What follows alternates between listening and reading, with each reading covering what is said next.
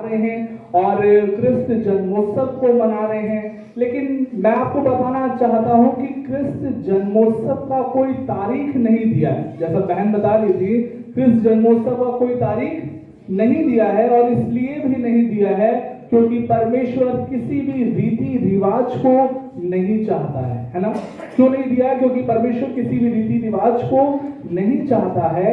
और वो जो क्रिसमस का असल में मतलब है वो क्या है कि जब हम यीशु मसीह को अपना उद्धारकर्ता मान लेते हैं, है ना। आज पूरा संसार क्रिसमस को मना रहा है, लेकिन पूरे संसार और हमारे मनाने में जो अलग बात है वो अलग क्या है। हो सकता है कि पूरा संसार, हो सकता है ऐसा कि कुछ लोग आज संसार में जो यीशु मसीह को सही रीति से जानते ही नहीं है, मतलब बर्थडे बॉय के बिना क्रिसमस का सेलिब्रेशन कर रहे हैं। लेकिन मैं आज के दिन इस बात को निश्चित कहना चाहता हूं और ये मानता हूं कि बर्थडे बॉय मेरे जीवन में है। क्या आपके जीवन में है? सोचिए, आज के दिन में हम बर्थडे बॉय को जानते ही नहीं है और पूरी दुनिया क्या बोलती है? मैरी क्रिसमस, है ना। लेकिन क्या असल में, क्या सही रीति से, क्या सच्चाई से हम बर्थडे बॉय को आज के दिन समझ पाए हैं? और अगर हम बर्थडे बॉय को ही नहीं समझ पाए हैं तो हम क्रिसमस भी सही रीति से नहीं मनाने पाएंगे।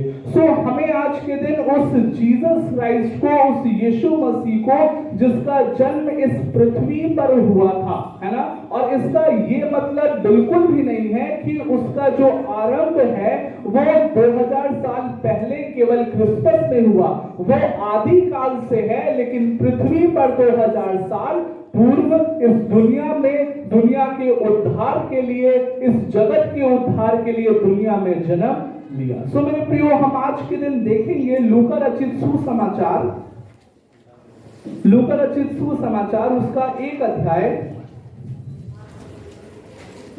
लूका रचित सुसमाचार इसका 1 अध्याय, लूका रचित सुसमाचार उसका 1 अध्याय उसके 26 पद से 41 पद तक हम लोग पढ़ेंगे। और मैं आपके लिए पढ़ूंगा और आप सभी वचन को खोल लेंगे और मेरे साथ साथ पढ़ेंगे। लूका रचित सुसमाचार उसका 1 अध्याय और उसके 26 पद से लेकर के उसके 41 पद तक आज के दिन हम देखेंगे। और अगर इसमें देखें मेरे प्रियो, तो इसमें लिखा है यीशु के जन्म की घोषणा। क्या लिखा है? यीशु के जन्म की घोषणा। तो आइए जन्मदिन पे जन्म की बात कर लिया जाए और प्रभु यीशु मसीह के वचन से जन्म की बात किया जाए और समझा जाए आज के दिन में कि प्रभु यीशु मसीह हमारे और आपसे, हमसे और आपसे आज के दिन क्या बातचीत करना चाहते हैं। 26 पद में इस प्रकार से लिखा हुआ है, 6वें महीने में परमेश्वर की ओर से जिब्राइल स्वर्गदूत गलील के नासरत नगर में एक कुंवारी के पास भेजा गया जिसकी मंगनी यूसुफ नामक दाऊद के घराने के एक पुरुष से हुई थी। उस कुंवारी का नाम मरियम था। हालेलुया। तो यहाँ पे क्या लिखा हुआ है? 6वें महीने में परमेश्वर ने क्या किया? अपने एक स्वर्गदूत को भेजा। और स्वर्गदूत का भेजा जाना मेरे प्रियो बाइबल में आप कई जगहों पे पाएंगे। और ये अलौकिक है कि यीशु मसीह का जो जन्म हुआ, उस जन्म से पहले जो समाचार दिया उसमें स्वर्गदूतों ने अहम भूमिका को निभाया।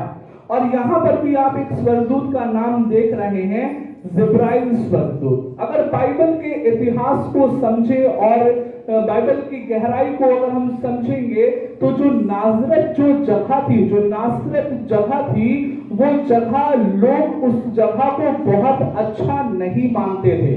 लोग उस स्थान को, उस जगह को मानते थे कि यहां से कोई भी अच्छी चीज नहीं निकल सकती। लेकिन परमेश्वर को ये भाया कि वो परमेश्वर ने यीशु मसीह के जन्म के लिए उस नासरत जगह को, उस नासरत शहर को इस्तेमाल किया और वहां यीशु मसीह का जन्म हुआ। हालेलुया। आप में से कई ऐसे लोग होंगे जो अपने जीवन में हार चुके होंगे और आपको संसार में बहुत सारी ठुकराव मिले होंगे और हो सकता है कि आप अपने मन में ऐसा सोचते होंगे कि मेरी कोई योग्यता नहीं है और मैं किसी भी काम के योग्य नहीं हूं आज के दिन में। लेकिन मेरे प्रियो, जब आप परमेश्वर के पास आते हैं तो परमेश्वर अयोग्य को योग्य बना देता है। जैसे उसने नासरत के स्थान को चुन लिया। नासरत लोगों के मनों में लोग उसको बहुत सम्मान के नजर से नहीं देखते थे, बहुत अहम जगह उसको नहीं मानी जाती थी, लेकिन तब भी परमेश्वर ने उस स्थान को इस्तेमाल किया यीशु मसीह के जन्म के लिए। और यहाँ पे लिखा हुआ है 27 पद में, एक कुंवारी के पास भेजा जिसकी मंगनी यूसुफ नामक दाऊद के घराने के एक पुरुष से हुई थी। उस कुंवारी का नाम मरियम था। तो मरियम के पास स्वर्गदूत को परमेश्वर भेज रहे हैं, प्रभु भेज रहे हैं। और किस लिए भेज रहे हैं? क्योंकि मरियम के द्वारा परमेश्वर की योजना पूरी होनी थी। हालेलुया। कितने लोग सुन रहे हैं? सुन रहे हैं आप सभी? जितने लोग सुन रहे हैं सब ताली बजाएंगे। वाह, जितने लोग सुन रहे हैं सब ताली बजाएंगे, है ना? Very good. तो यहां पे क्या लिखा है? यहां पे यूसुफ नामक दाऊद के घराने के एक पुरुष से हुई थी। उस कुंवारी का नाम क्या था? मरियम था। तो मरियम के पास स्वर्गदूत को भेजा गया और वो जिब्राइल स्वर्गदूत को मरियम के पास भेजा गया। और यहाँ पे जो लिखा हुआ है, एक शब्द लिखा हुआ है 27 पद को अगर हम देखेंगे, जिसकी मंगनी यूसुफ नामक दाऊद के घराने के एक पुरुष से हुई थी। आज के समय में जो मंगनी होती है मेरे प्रियो, वो मंगनी पहले के समय यहूदी कल्चर के अनुसार दूसरे तरीके से होती थी। अर्थात यहूदी कल्चर के अनुसार जो मंगनी होती थी, उस मंगनी के अनुसार, जो शब्द मंगनी लिखा है, उस मंगनी के अनुसार ये माना जाता था कि यूसुफ और मरियम की जो शादी है वो कंफर्म कर दी गई है, लेकिन वो 1 साल के लिए एक दूसरे से अलग रहते थे बिना किसी शारीरिक संबंध के। उनके बीच में कोई शारीरिक संबंध नहीं होता था और वो 1 साल के लिए अलग रहते थे, क्योंकि यहूदी कल्चर के अनुसार इस बात को देखा जाता था कि कहीं वो जो स्त्री है वो किसी और के साथ तो गलत नहीं करके आई है, या उसका किसी और के साथ कोई रिश्ता तो नहीं है। और जब किसी स्त्री को इस तरीके से पाया जाता था कि वो किसी और के साथ भी है या गर्भवती हुई है, तो उसको पत्थरवाह करके मार दिया जाता था मूसा के व्यवस्था के अनुसार। सो बाइबल यहाँ पर क्या कह रही है? बाइबल के अनुसार यहाँ पे लिखा हुआ है, जिब्राइल स्वर्गदूत, उस कुंवारी का नाम क्या था? मरियम था। बाइबल इस बात को बता रही है कि उस कुंवारी का नाम क्या था? मरियम था। लेकिन यहूदी कल्चर के अनुसार या यहूदी सिद्धांत के अनुसार समझेंगे तो यूसुफ से उसकी मंगनी हो चुकी थी। इसका मतलब है कि वो हस्बैंड और वाइफ थे, वो पति और पत्नी थे। लेकिन कुंवारी इसलिए कहा जा रहा है क्योंकि उसका किसी दूसरे के साथ गलत रिश्ता नहीं था। सो बाइबल के अनुसार मरियम को परमेश्वर का वचन क्या बोल रहा है कि वो पवित्र स्त्री थी, वो परमेश्वर के भय में चलने वाली स्त्री थी, वो परमेश्वर के अनुसार चलती थी। और इसमें आगे लिखा है 28 पद में, स्वर्गदूत ने उसके पास भीतर आकर कहा, आनंद और जय तेरी हो जिस पर ईश्वर का अनुग्रह हुआ है, प्रभु तेरे साथ है। और ये इस बात का कंफर्मेशन है कि परमेश्वर उसके साथ है, परमेश्वर परमेश्वर उसको उसका साथ दे रहा है और परमेश्वर ने उसको चुना है, अपनी महिमा के लिए चुना है, ताकि वो पूरे मानव जाति के लिए यीशु मसीह का जन्म उसके द्वारा हो और पूरा मानव जाति क्या हो, उद्धार को प्राप्त करे। तो मेरे प्रियो, यहाँ पर क्या लिखा हुआ है, आनंद और जय तेरी होगी जिस पर ईश्वर का अनुग्रह हुआ है। सो परमेश्वर का अनुग्रह मेरे प्रियो किस पर हुआ, मरियम पर हुआ। मरियम को आज के दिन अगर आप क्रिश्चियन समाज में भी देखेंगे तो मरियम को आज के दिन भी यीशु मसीह के बराबर की उपाधि किसी अदर डोमिनेशन में या कैथोलिक डोमिनेशन में दी जाती है, लेकिन ऐसा नहीं है। ऐसा इसलिए नहीं है क्योंकि परमेश्वर के द्वारा वो चुनी हुई पात्र थी, वो परमेश्वर के बराबर नहीं थी। हालेलुया, वो परमेश्वर के बराबर नहीं थी, वो परमेश्वर के द्वारा चुनी हुई पात्र थी। और इसीलिए लिखा है कि वो परमेश्वर नहीं थी प्रभु, परंतु क्या लिखा है, प्रभु उसके साथ है ना। ये नहीं लिखा है कि वो प्रभु थी, क्या लिखा है, प्रभु उसके साथ था। हालेलुया, क्या लिखा है, प्रभु तेरे साथ है। और 29 पद को अगर हम देखें तो लिखा है, वहां उस वचन से घबरा गई और सोचने लगी यह किस प्रकार का अभिवादन है। हालेलुया, यहां बाइबल क्या बता रहा है कि वो घबरा गई, अर्थात हो सकता है कि उसने अपने जीवन में इसके पहले ऐसा कोई अभिवादन नहीं पाया होगा। हो सकता है उसने ऐसी चीजों को अपने जीवन में पहले कभी नहीं देखा होगा, और हो सकता है कि उसने ऐसी बातों को कभी भी अपने जीवन में सोचा भी नहीं होगा। ये बात उसके जीवन के लिए नई थी। वो अपने जीवन में हो सकता है कि अपने दिनचर्या को चलाने के लिए कुछ कार्य कर रही होगी और अचानक से स्वर्गदूत क्या होता है, उसके पास प्रकट होता है और उसको अभिवादन देता है। और ये मनुष्य होने के नाते ये एक 100% बात है कि ऐसा अभिवादन पाकर के हम में से हर एक लोग क्या हो जाएगा, भयभीत हो जाएगा। और उसमें लिखा है आगे, स्वर्गदूत ने उससे कहा, हे मरियम भयभीत न हो, क्योंकि परमेश्वर का अनुग्रह तुझ पर हुआ है। देख तू गर्भवती होगी और तेरे एक पुत्र उत्पन्न होगा, तू उसका नाम यीशु रखना। क्या लिखा है, परमेश्वर क्या कह रहा है कि तू स्वर्गदूत क्या कह रहा है कि तू गर्भवती होगी और तू एक पुत्र जनेगी और तू उसका नाम क्या करना, यीशु रखना। वहां परमेश्वर की योजना को जो स्वर्गदूत था वो मरियम के ऊपर प्रकट कर रहा है।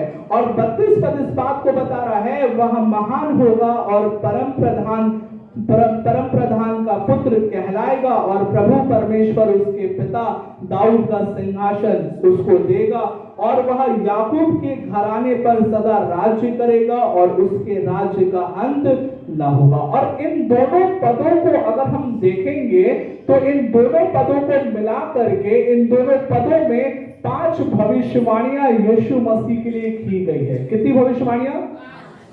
और अगर गहराई से इस बात को समझेंगे तो यीशु मसीह के जन्म से संबंधित बहुत सी भविष्यवाणियां की गई है। उसके जन्म को लेकर के, उसके क्रूस पर मरने को लेकर के, उसके कोड़े खाने को लेकर के, उसके जी उठने को लेकर के बहुत सी भविष्यवाणियां की गई है, starting from his birth till his death. उसके जन्म लेने से लेकर के उसके मरने तक और उसके वापस मर के जी उठने तक बहुत सी भविष्यवाणियां बाइबल में की गई है। और लगभग 300 भविष्यवाणियां जो है वो आज के दिन में प्रभु यीशु मसीह के विषय में जो की गई है वो पूरी हो चुकी है। और यहाँ पे भी जो भविष्यवाणी दी गई है और वो 5 भविष्यवाणी दी गई है, उन भविष्यवाणियों को हम आज के दिन समझेंगे। और मेरे प्रियो, इन भविष्यवाणियों को सुनने से पहले मैं आपको बताना चाहता हूं कि आप इस बात को निश्चित जानिएगा कि परमेश्वर जो भी बात बोलते हैं वो एग्जैक्ट होती है, वो सटीक होती है। वो ऐसा नहीं होता है कि किसी एन नाम के शहर में यीशु मसीह का जन्म होगा। जैसे आज के दिन आप YouTube में या आप हो सकता है किसी प्रॉफिट या किसी भविष्यवक्ता के पास जाएं, किसी बाबा के पास जाएं और आप सुने कि एन नाम की जगह है, वहां पे यीशु मसीह का जन्म होगा या उस व्यक्ति का जन्म होगा, उस जगह पे बहुत ठंड होगा, गर्मी होगा, ये सारी बातें परमेश्वर का वचन नहीं बताता है। जितनी भी भविष्यवाणी बाइबल में लिखी है वो एग्जैक्ट लिखी है। परमेश्वर ने पूरी बातें जो बताया है वो संपूर्ण रीति से बताया है, और जितनी भी बातें प्रभु यीशु मसीह के लिए बाइबल में लिखी गई है वो संपूर्ण रीति से मिलती है और पूरी तरीके से सटीक है। वो कोई संदेह वाली बात नहीं है कि ऐसा होगा वैसा होगा, इस तरीके से नहीं लिखा है। वो निश्चयता को दिखाता है कि जगह का नाम ये होगा, ये दिन होगा, ऐसे प्रक्रिया के साथ होगा। पूरी कंप्लीट इंफॉर्मेशन जो जन्म के विषय में है या किसी अदर विषय के लिए भविष्यवाणी की गई है तो उसके बारे में प्रभु ने सटीक रीति से बताया है। अगर आज आप अपने जीवन में किसी ऐसी भविष्यवाणियों के पीछे पड़ रहे हैं कि एन नाम के लोग आशीष पाने जा रहे हैं, जो मुंबई में रहता है वो आशीष पाने जा रहा है, जो कलकत्ता में रहता है उसके ऊपर विपत्ति आ रही है, जो पंजाब में रहता है उसका वीजा लगने वाला है, तो आप आज के दिन गलत सुन रहे हैं। ऐसा परमेश्वर के वचन में कहीं तो भी नहीं लिखा है, पर परमेश्वर का वचन इन बातों को प्रमाणित नहीं करता है। ठीक है, तो यीशु मसीह के विषय में जो भविष्यवाणी थी वो सटीक थी। परमेश्वर ने कहा मरियम कुंवारी है तो वो कुंवारी थी, गर्भवती होगी तो गर्भवती हुई, है ना। और इसमें लिखा है मेरे प्रियो, अगर हम 32 पद को देखें तो वह महान होगा और परम प्रधान का पुत्र कहलाएगा। पहली भविष्यवाणी क्या लिखी गई है, वह महान होगा और क्या कहलाएगा, परम प्रधान का पुत्र कहलाएगा। अर्थात आज के दिन में क्या यीशु मसीह आपके लिए महान है? क्या यीशु मसीह हम सबके लिए महान है? मेरे लिए पर्सनली तो वो बहुत महान है, क्योंकि उसने मेरे जीवन को दलदल से निकाल करके स्वर्ग में जाने का मार्ग बता दिया। उसने मेरे लिए अपने प्राण को दिया और मुर्दों में से जी उठा ताकि मैं धर्मी ठहराऊं। इसलिए वो मेरे लिए बहुत महान है, और मैं अपने मरते दम तक, अपने आखिरी सांस तक, अपने जीवन की हर परिस्थिति तक प्रभु यीशु मसीह का नाम लेता रहूंगा और उसको धन्यवाद देता रहूंगा। हालेलुया। और बाइबल के अनुसार अगर हम समझें तो उसमें लिखा है वह महान होगा और परम प्रधान का पुत्र कहलाएगा। तो इसमें लिखा है परम प्रधान। परम प्रधान का मतलब होता है मोस्ट हाई। क्या बोलते हैं इंग्लिश में उसको? Most high. और इब्रानी शब्द के अनुसार क्या है, उसको बोला जाता है एल एलियो। क्या बोला जाता है? एल एलियो। और इसका मतलब क्या है, अगर यहूदी कल्चर के अनुसार अगर हम समझेंगे तो मरियम जो थी मेरे प्रियो वो जानकार थी, वो प्रभु के बारे में जानती थी, वो व्यवस्थाओं के बारे में जानती थी, वो यहूदी कल्चर को समझती थी, यहूदी ग्रंथ को पढ़ती थी, मूसा की दी हुई व्यवस्थाओं को वो जानती थी। और इसलिए यहूदी प्रांत के अनुसार ये बात कही जाती थी कि अगर कहीं पे लिखा हुआ है कि वह महान होगा और परम प्रधान का पुत्र कहलाएगा, पुत्र कहलाने का मतलब है, इसको इंग्लिश में बोलते हैं सन ऑफ। और यहूदी कल्चर के अनुसार अगर कहीं पे लिखा हुआ है कि पुत्र कहलाएगा, इसका मतलब होता है कि ठीक जैसा पिता है वैसा ही पुत्र होगा। तो मरियम को ये बात समझ में आ रही थी, क्योंकि वो परमेश्वर के वचनों को पढ़ती थी, जानती थी, धर्मी थी। उसको ये समझ में आ रहा था कि मैं गर्भवती होगी, ये अच्छी बात है, लेकिन जो स्वर्गदूत कह रहा है कि परम प्रधान का पुत्र होगा, अर्थात वो परम प्रधान जैसा होगा और वो परम प्रधान ही होगा। अर्थात ये इस बात की घोषणा थी, ये इस बात की भविष्यवाणी थी कि मरियम के द्वारा जो जन्म लेगा वो कौन होगा, वो मसीहा होगा। उसने भी अपने जीवन में इस बात के विषय में सुना होगा कि मसीहा आने वाला है, और वो जब स्वर्गदूत की इस घोषणा को सुनी कि वो परम प्रधान का पुत्र कहलाएगा, और इसका यहूदी प्रांत के अनुसार जो मतलब मैंने बताया वो भी उसको समझ में धीरे धीरे आने लगा। और इसमें लिखा हुआ है आगे, और प्रभु परमेश्वर उसके पिता दाऊद का सिंहासन उसको देगा और वह याकूब के घराने पर सदा राज्य करेगा और उसके राज्य का अंत ना होगा। आज के दिन में उस समय, अगर उस समय की घटना के विषय में देखें तो ये भविष्यवाणी उस समय में पूरी नहीं हुई है। कुछ ऐसी भविष्यवाणी बाइबल में है मेरे प्रियो जो अभी पूरी होनी बाकी है, और कुछ ऐसी भविष्यवाणी जो है वो पूरी हो चुकी है। तो यहाँ पे जो राज्य देगा की बात लिखी हुई है, ये कब की बात हो रही है? ये जब यीशु मसीह 1000 साल के लिए राज्य करने के लिए आएगा, तब उस समय की बात लिखी हुई है, और उसके राज्य का अंत कभी नहीं हुआ। लेकिन एक अद्भुत बात मैं आपको आज के दिन बताना चाहता हूं कि जो सबसे बड़ा जो धर्म है आज के दिन दुनिया में, वो कौन है आपको पता? वो क्रिश्चियन ही है ना। सो हमारा जो परमेश्वर है, उसका जो राज्य है वो पूरी दुनिया तक फैला हुआ है। हमारा जो परमेश्वर है, हो सकता है लोग सही रीति से नहीं जान रहे हैं, लेकिन जो राज्य फैला हुआ है वो हमारे प्रभु यीशु मसीह का ही राज्य फैला हुआ है। और बहुत से लोग इस दुनिया में प्रभु यीशु मसीह को जानते हैं और नहीं भी जानते हैं, लेकिन तब भी उसका नाम आज के दिन सुन रहे हैं। सो इस क्रिसमस में हमें और आपको ये जरूरी है कि हम प्रभु यीशु मसीह का नाम इस पूरे बनारस में कम से कम क्या करें? फैलाएं। और इसमें आगे लिखा हुआ है मेरे प्रियो, अगर 35 पद को देखें, इसमें लिखा है 34 पद में, तो मरियम क्या कर रही है? मरियम स्वर्गदूत से पूछ रही है। मरियम ने स्वर्गदूत से कहा, यह कैसे होगा? मैं तो पुरुष को जानती ही नहीं।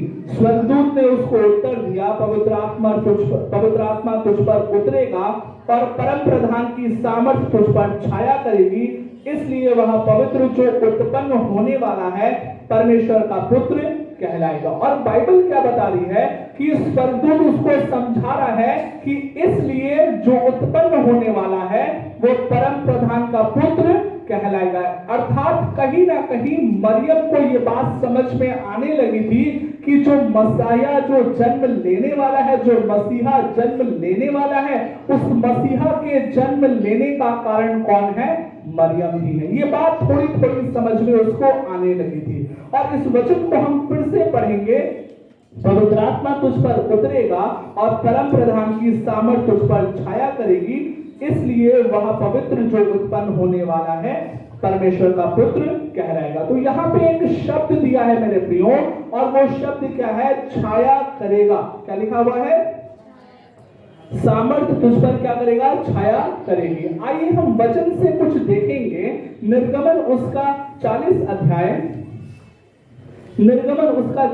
अध्याय और उसके 34 पद को और 35 पद को अगर हम पढ़ेंगे मेरे प्रियो, निर्गमन 40 अध्याय उसका 34 पद और उसका 35 पद अगर हम देखेंगे, तो जो शब्द छाया है, वो छाया शब्द पुराने नियम में भी कई बार लिखा हुआ है ना।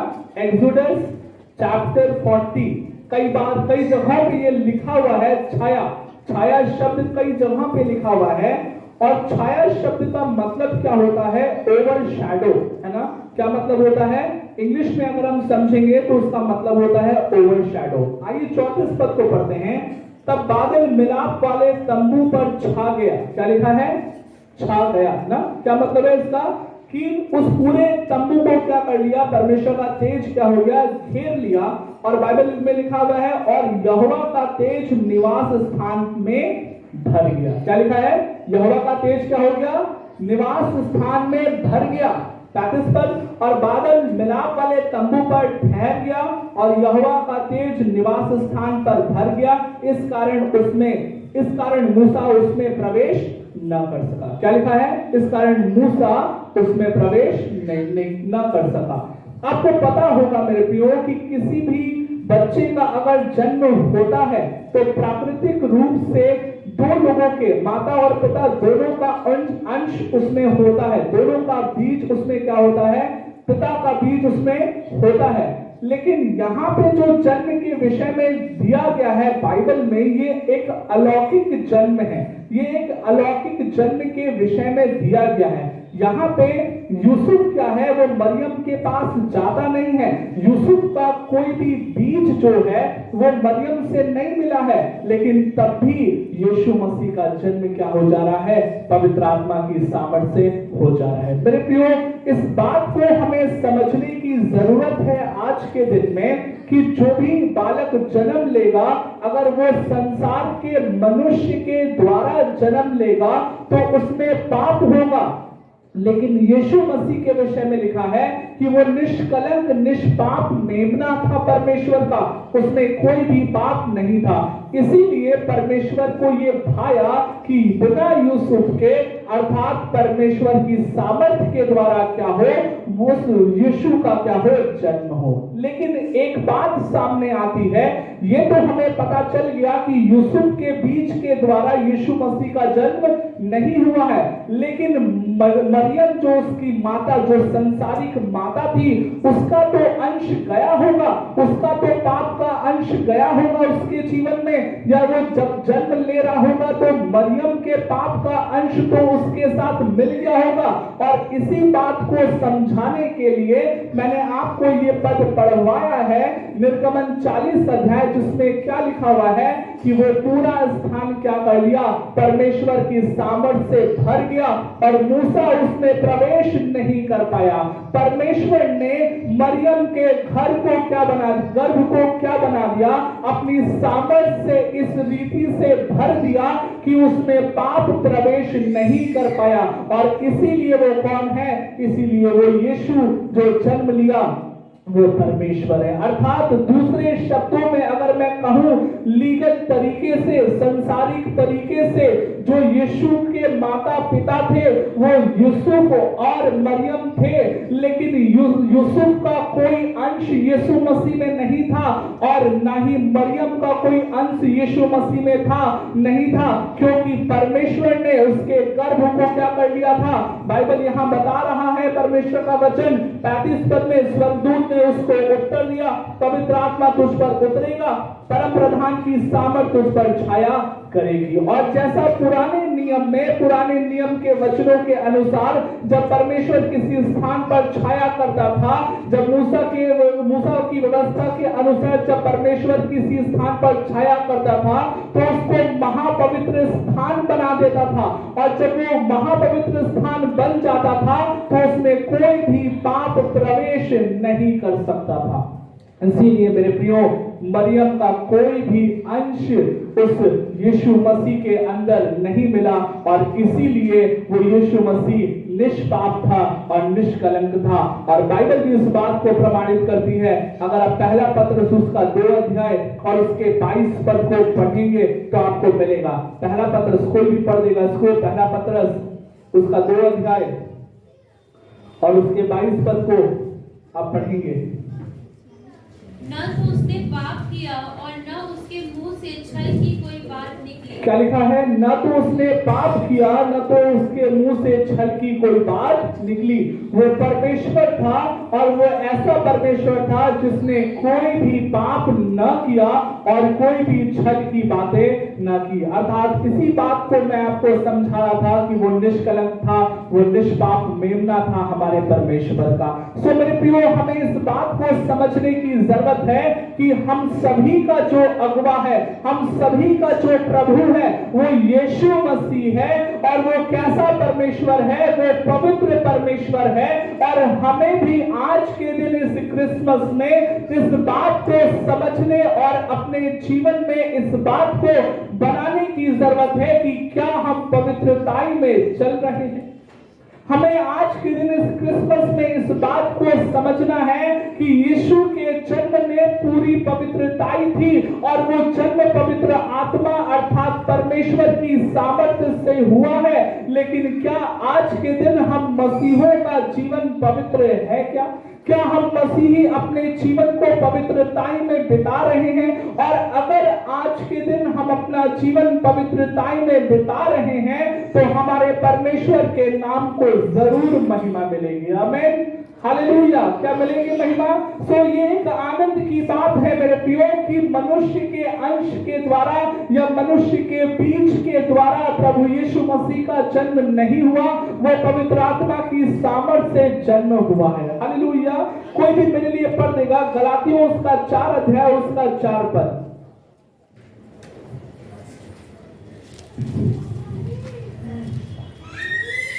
परंतु जब समय पूरा हुआ तो परमेश्वर ने अपने पुत्र को भेजा जो स्त्री से जन्मा और व्यवस्था के अधीन उत्पन्न हुआ। क्या लिखा है?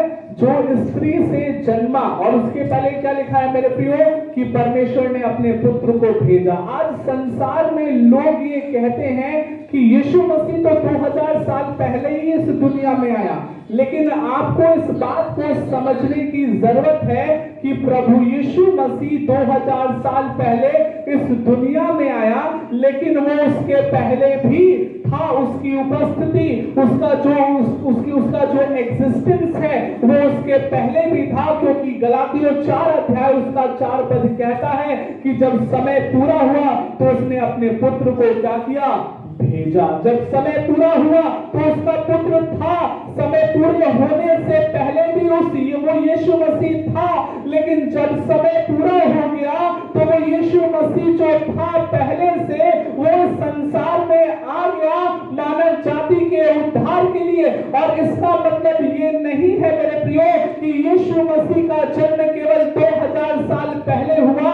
2000 साल पहले तो इस पृथ्वी पर हुआ, लेकिन बाइबल बता रही है कि उसको भेजा गया है, अर्थात स्वर्ग से भेजा गया है, अर्थात वो यीशु मसीह है। वो 2000 पहले से ही इस दुनिया में था। उसने उस दुनिया को बनाया है, उसने हमें और आपको बनाया है। और बाइबल बताती है वचन देहधारी हुआ और वो वचन था। हालेलुया।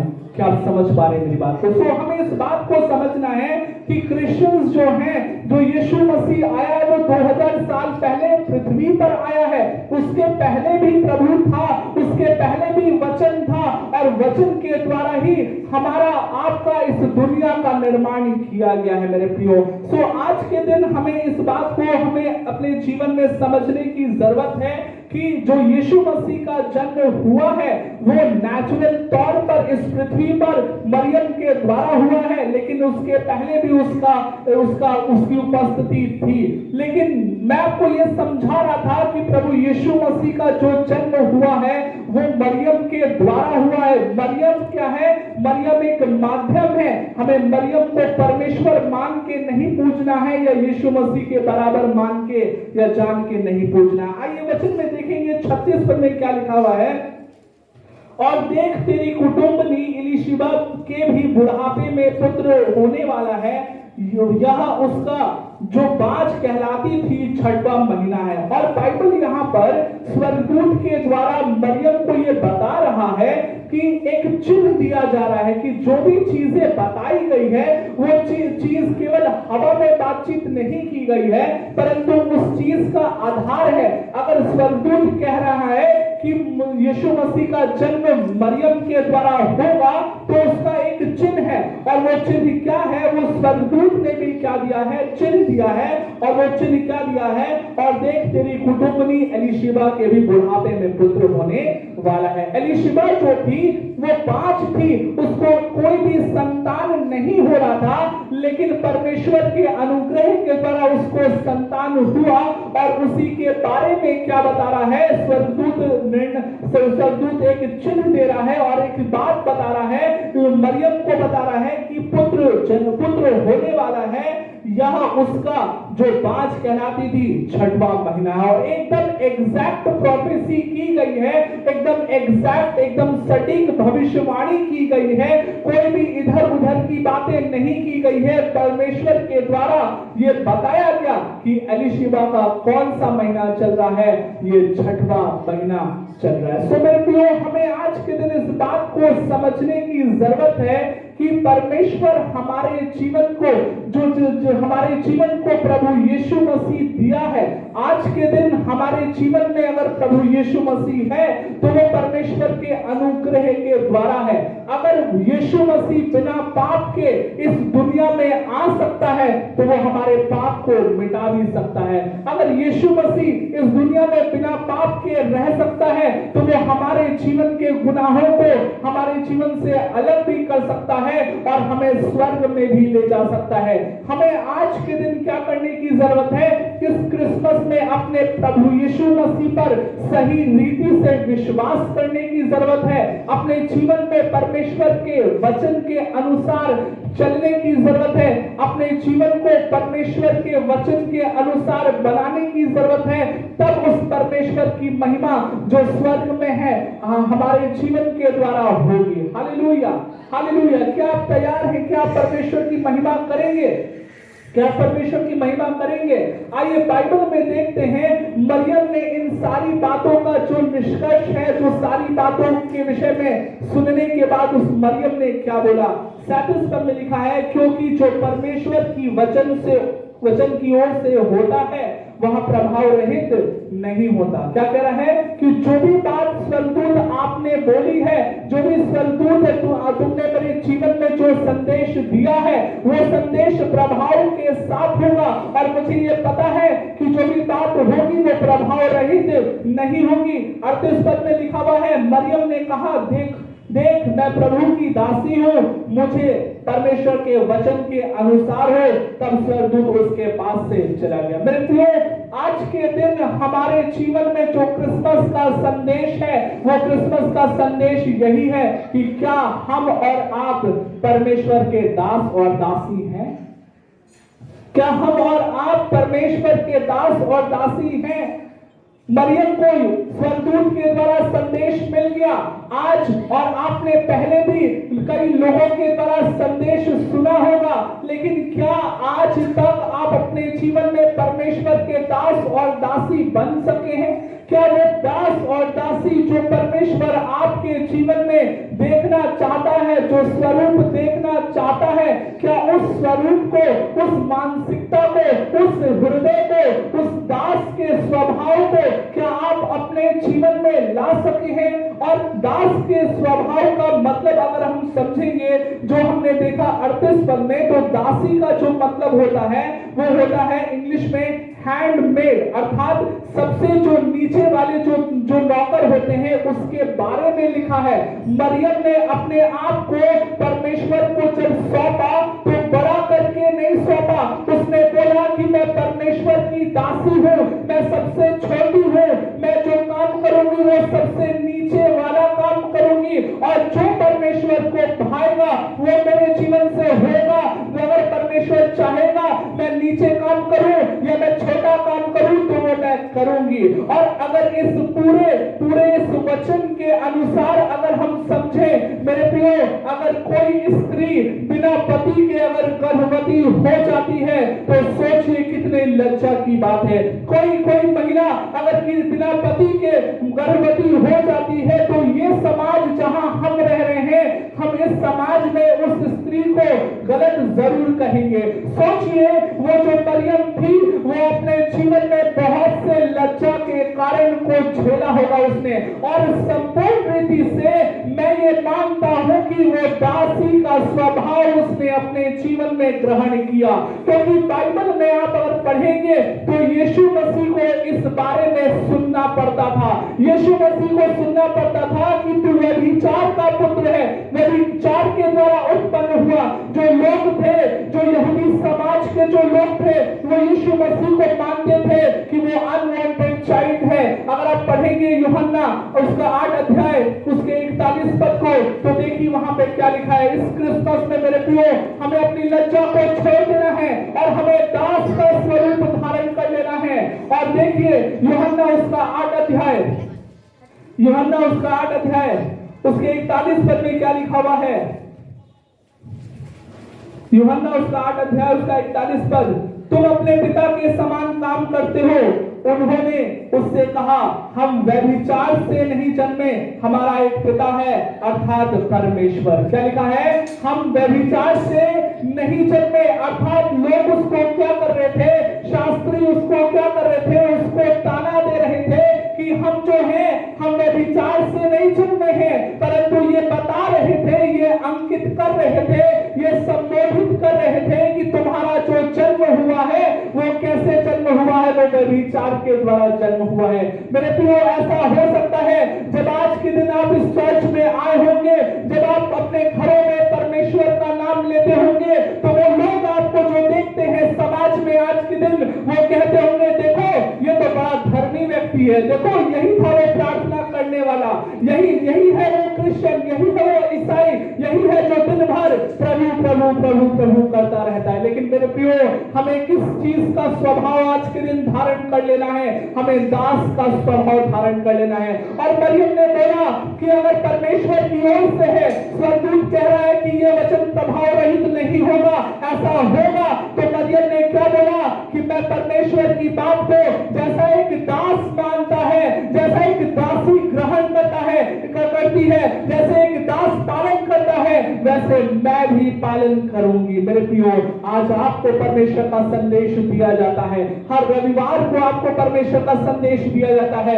हर बार आपको परमेश्वर का वचन बताया जाता है। आप घर में अपने बाइबल से परमेश्वर के वचन को पढ़ते हैं। क्या आप अपने जीवन में दास के अनुसार या दासी के अनुसार परमेश्वर के वचन को ग्रहण कर रहे हैं? क्या एक सवाल हमारे जीवन में, मरियम ने भी अपने जीवन में बहुत से तानों को सुना होगा, बहुत सी परेशानियों को, बहुत से ऐसी व्यंगों को अपने जीवन में झेला होगा, बहुत से लोगों को देखा होगा जब समूह में लोग उसके विरोध में गलत बातें बोल रहे होंगे कि देखो ये वही स्त्री है जो गर्भवती हो गई बिना यूसुफ के। उसने अपने जीवन में इस बात को जरूर फेस किया होगा, जरूर देखा होगा। मेरे प्रियो, हम भी आज के दिन जब हम परमेश्वर की सेवा करते हैं, जब हम परमेश्वर के पर्चों को बांटते हैं, तो लोग भी बोलते हैं देखो वो वही मनुष्य है। हमें भी कई बार इस बात को झेलना पड़ता है। क्या तब भी हम अपने जीवन में परमेश्वर के उस स्वभाव को, उस हृदय को अपने जीवन में क्या ले पा रहे हैं? हमें आज के दिन इस बात को देखने की आवश्यकता है कि हम अपने जीवन में परमेश्वर के वचन को किस अनुसार ले रहे हैं। हम अपने जीवन में परमेश्वर के वचन को कैसे ले रहे हैं? क्या दास के अनुसार ले रहे हैं, या हम उसको आज के दिन अपने मनों को कठोर करने के द्वारा छोड़ दे रहे हैं और त्याग दे रहे हैं? हालेलुया! क्या आप समझ रहे हैं? क्या आप समझ रहे हैं? मेरे प्रियो, इस बात को हमें आज के दिन समझने की जरूरत है कि संसार आपको बोलेगा, संसार आपको कभी भी वही बैठाइए, संसार आपको कभी भी सम्मान नहीं देगा, लेकिन परमेश्वर के वचन को जब आप मानेंगे तो परमेश्वर आपको निश्चित तौर से क्या करेगा? सम्मानित करेगा और आशीषित भी करेगा। अपने जीवन को जांचिए, अपने जीवन को मजबूत बनाइए, संसार की ओर नहीं परंतु परमेश्वर की ओर देख करके अपने जीवन को आगे बढ़ाइए। हालेलुया! कितने लोग समझ पा रहे हैं? आइए परमेश्वर को धन्यवाद देंगे ताली बजा करके। आइए अपने स्थानों पे खड़े हो जाएंगे हम और प्रार्थना में चलेंगे।